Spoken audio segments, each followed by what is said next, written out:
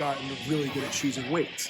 Like I can go into a comp and be like, okay, today I can open up to 720, and I'll be fine doing that. There's other days where I'll be like, no, I need to be at 716 to open up, and I'll be fine. Because like I know when my body, just based on like certain factors during the day, like I know how my body's going to respond when I go to pick up the weight, and it changes every day. So the more advanced you get in powerlifting, the more you're going to be, in tune with those little signs that your body gives you as you lift. Yeah, it's basically like what I call lifter instinct. That's exactly what it is. Like when it's worth it to like push it, when you need to pull back a little bit with the volume. What exercise you kind of need to do, I'm sure like you've noticed something where it's like if your muscle group feels a certain way, you don't touch it, because like one session isn't going to make you regress, but one session where you're being stubborn and you get hurt, right, now you're out for 6 weeks plus or whatever. Yeah, exactly. Yeah. That's why I said 1 rep in 1 set is never worth sacrificing 6 weeks for. Yeah. And usually your instinct is correct. The older you get, the more you'll start to follow those instincts. What would you recommend for like more beginner lifters that are like just getting into this to like kind of learn their bodies and pay attention to these signs? Like what do you think is the best thing to do? Well, I think the best thing to do, honestly, is to find somebody like you or somebody who is a professional to teach them what those distinctive signs are, because it's not something you can read from a book, and it's not something, and it's a little bit different for everybody. So that's why I love one-on-one training so much better than like say programming. I mean, programming, you give programming when the one-on-one's not available at a state. Yeah. Just it's just not going to work out. The programming is at least you have some sort of map. But when there's something that you get from one-on-one training that is just irreplaceable.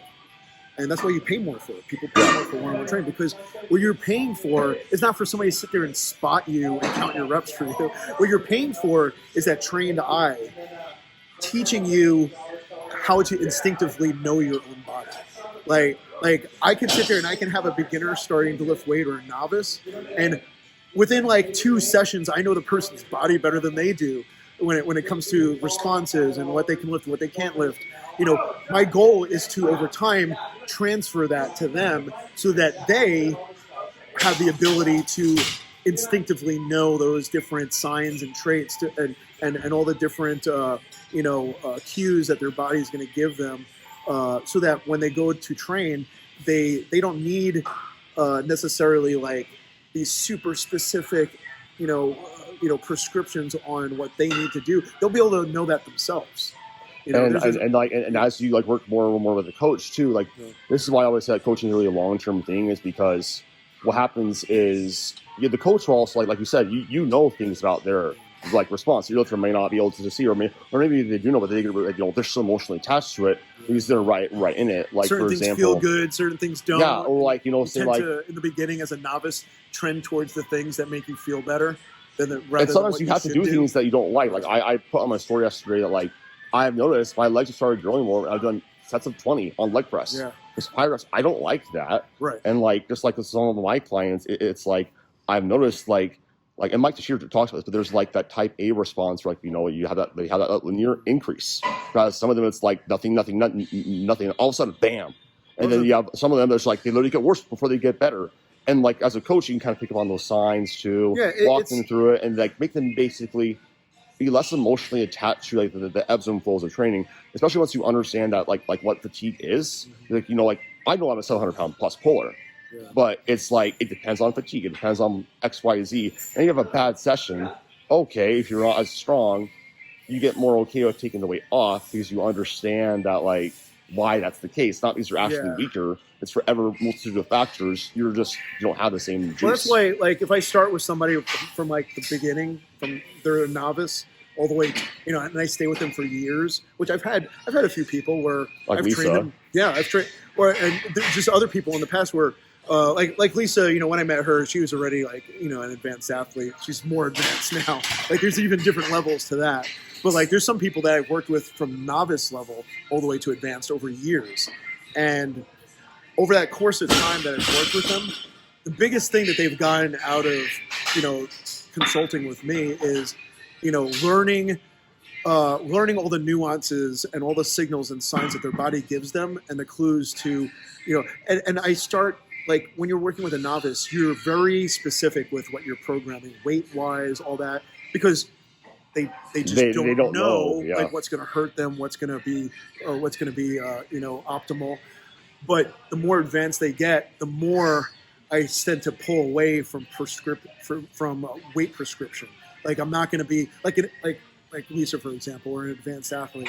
I'm not going to be sitting there working with her on her program and be like, oh, tomorrow you're going to lift 315 pounds for 4 reps. I don't put that in. Well, and also exactly, especially because when you're a beginner too, your adaptive response is much more predictable. Yeah.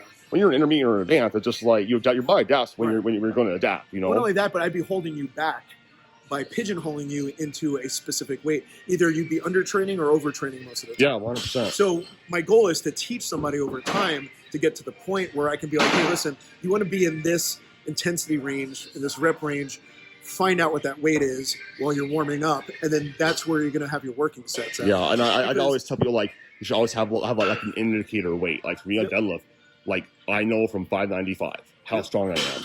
Bench press is 308. On squat, it's like 452. Yeah, I know exactly. You can't learn that from a book. You can't learn that from programming. You learn that from mentorship, trial and error, and somebody guiding you through that process. Is it possible to learn it on your own over many, many years? Yes, but a trainer can optimize that learning curve. Like, you can become a lot more efficient at that in a shorter period of time. Like, you can have one person who otherwise on their own could have gotten to a 700-pound deadlift, but it might have taken them 8 years. Or 20. You can get them there in half. I can get them there in 3 years under the right circumstances and the right scenario. And being willing to like tinker with certain things, like a lot of the last thing I want to kind of go over is just like whenever somebody's trying to change like things or get like something more closer, the biggest mistake I see is people are like, okay, I'm gonna change everything. It's like the reality is that like just reinvent the whole wheel. Exactly. You change like one thing. You try one new thing. You see how that works. You run it out for a certain period of time. And then you can basically say, okay, this went well. This is what didn't. This is like what was also going on with my life and whatnot. Well, people, when you do that, what in essence you're doing is you're sabotaging your own progress. Is what you're doing. Yeah. Because you're basically taking a small thing that may not even be a problem. It just may be certain circumstances that led to that performance. Like, especially athletes do it. They'll beat themselves up over a missed lift in a comp or something like that. And they're like, oh, I need to go back to the drawing board. It's like, no, you don't. You just missed the lift. It's powerlifting. You ate a taco too late in the day. Or like me, you didn't have enough salt. Yeah. It can be something so simple. You don't need to, like 99.9% of the time, you don't need to go back to the drawing board and reinvent yourself and, sit there like, scratching your head trying to come up with the reason why you miss it. Sometimes you just miss a lift, like to perform your best and lift the most weight you can possibly do and get a PR. You have to have the perfect storm of everything coming together to result in that, or else it's not your 100% potential. And one of the things that like barbell medicine talks about is they care a lot less about those peaks or those valleys. They care about like what's your average performance. Yeah, that's going up. That's what matters the most. Where you're trending. Exactly. It's like I said, it's like the stock market. You're going to have and this is part of like how I know somebody is an advanced lifter too, where if you watch somebody training who's been doing this for years and years and years, and they're very good at what they do, like when they have subpar training performances, like they don't freak out. They usually don't stump out. They don't freak out. They're like, okay, whatever. No, it's just like it's a neutral attitude that you have towards. I'm still working on that, and I'm 100% still working on that. Not everybody's not immune to that, right? Like it's just how often do you get wrapped up in it? Yes, right? Because everybody can be emotional about something. You can be pissed off. Something didn't go your way in training. Something else. You should walk out that door and it should be instantly reset. Yes. Like, you shouldn't be dragging that along with you, like, Well, and also, like, once you understand, like I said earlier, like, it was fatigue, and, like, really, like, if you were unregulated, you still got stronger. It's not even the fatigue aspect. It's more along the lines of your frustration is arbitrary, right? We all, when we go to train, we all create these benchmarks in our mind, right? It's just human nature. You're like, this is where I'm at. This is what I should lift. And if you don't meet those expectations, automatically it triggers this failure response in your mind. So it's like, I failed training today. I didn't do this amount of weight that I expected to do. It didn't. I couldn't keep up with what I expected myself or where I thought I should be today. So I failed. Right? You didn't fail. You didn't meet your arbitrary milestones for the day, which is very different from failing. Right? So once you get past that notion that you happen to come to training today and you were in a valley and not a peak, you stop getting emotional about it because it's just part of the trail to trending up. You can't go like this. You're going to go like this. And if you get mad when you go like this down here, like you're getting mad over nothing. It's just the like how like if like the scale spikes up randomly, or if this or you have a random low way in. It's that's different than say, oh, this whole year, like I trended down. That's different than like saying, I came in on a Thursday and I thought I was going to get a PR and didn't. Like, like you said, you can take a moment for yourself and be frustrated, but if you're emotionally latching onto that training day, like you're wasting your own energy and time, and it's part of that natural progression. So like there's days where like I shut it down early and I walk out of here and I'm just fine. I'm just like today everything brought me to where I was training today, and today for what today gave me, that was my optimal day for today, based off what I love that mindset. Based off my sleep that I had, based off the fact that I had a really intense last week.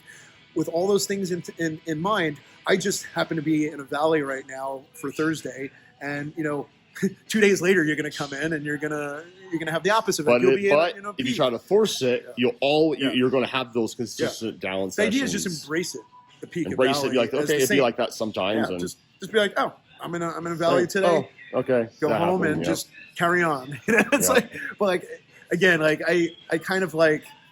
Do one of these things when I see people get so worked up over, to the point where, somebody's over there kicking the wall or something because of a mistraining lift. And it's like, dude, this is part of the progress, right? It's and the most, like I said, consistently showing up, managing your variables, controlling what you can control. Yeah. And you just got to teach. You got to teach your clients. Like stoicism is a really great mindset and powerful. What's that? Stoicism. Yeah, that's the mentality you have to have. And you only achieve that by understanding why you're performing the way you are, and knowing that that's part of the progress. The valleys are just as much of the progress as the peak on the training days fluctuating. Yeah. So it's like, there's times where like I'll come in and like I'll hit a certain mark that exceeded my expectation. Oh, okay, just at the peak. And sometimes you can peak for a while. Your peaks can go for a few weeks. Even. But at some point, it's like that sine curve. At some point, if you're up here, you got to come down here to stay optimal. So anyway, man, thanks for the advice.